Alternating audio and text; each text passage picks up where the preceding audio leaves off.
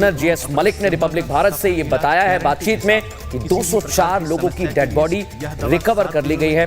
ये बहुत दुखद खबर है। हालांकि जांच के विषय की बात हम कर रहे थे सुचरिता, जांच की जाएगी। बहुत सारे ऐसे पॉइंट हैं जो जांच के दायरे में आएंगे। और जैसा सुचरिता आमतौर पर हम प्लेन में बैठते हैं, थर्स्ट बड़ा महत्वपूर्ण होता है, क्योंकि वही जो होता है वो पावर देता है और उसी से फ्लाई करते हैं हम। लेकिन यहाँ पर थर्स्ट में गड़बड़ी हो सकती है। स्लैट्स, फ्लैप, अलग अलग चीजें हैं, टेक्निकल टर्म्स हैं, लेकिन वो जांच का विषय है। सुचरिता धीरे धीरे सामने आएगा। लेकिन ये जो तस्वीरें वो भी हाईलाइट करना जरूरी है कि जब ये प्लेन दिल्ली से अहमदाबाद पहुंचा था, तब एक यात्री ने पहले ही कह दिया था कि इस प्लेन में कुछ खामियां हैं, इस प्लेन में कुछ दिक्कतें हैं। ये बहुत इंपॉर्टेंट पॉइंट है, ये बहुत इंपॉर्टेंट पॉइंट है जिसका सलोनी बात कर रही थी कि एक यात्री जो कि अहमदाबाद, दिल्ली से अहमदाबाद गए और उसी फ्लाइट में ये फ्लाइट आगे जा रही थी लंदन के लिए, तो उन्होंने उस समय ही वो खामियां कुछ पॉइंट आउट की। उन्होंने वीडियोस भी बनाए, उन्होंने वो ट्वीट किया है। अब मैं फिर कह रही हूं कि इसको वेरीफाई करे एयर इंडिया भी, इसको वेरीफाई करे डीजीसीए, इसको वेरीफाई करे सिविल एविएशन मिनिस्ट्री।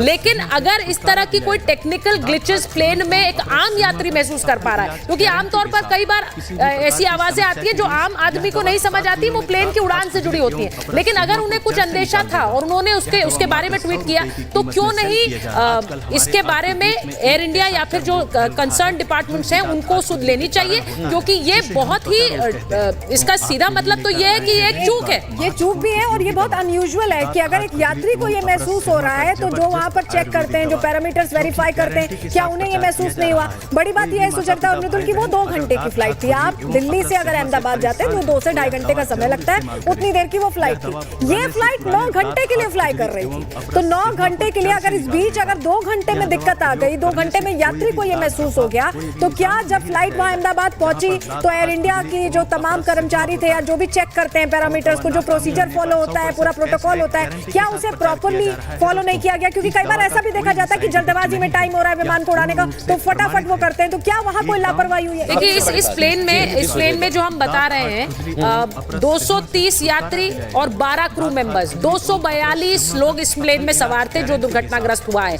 अब इसमें अभी जो खबर आ रही है वो ये भी कि जो उपचार के लिए पहुंचाए गए हैं, इसमें जो कंफर्म डेड की हम संख्या बता रहे हैं, उसमें सिर्फ यात्री हैं या फिर आसपास के भी जो लोग इस दुर्घटना में का हिस्सा हुए हैं, क्योंकि अभी ये भी कहा जा रहा है कि डॉक्टर्स हॉस्टल में भी कुछ क्षति हुई है। तो इसको लेकर भी थोड़ा सा कंफर्म करेंगे, क्योंकि यहाँ पर जैसा मैंने कहा कि 2 पॉइंट्स ऑफ ट्रेजेडी रही है। एक तो प्लेन में जो सवार थे और दूसरा जो प्लेन जाकर गिरा है डॉक्टर्स हॉस्टल पे, दोनों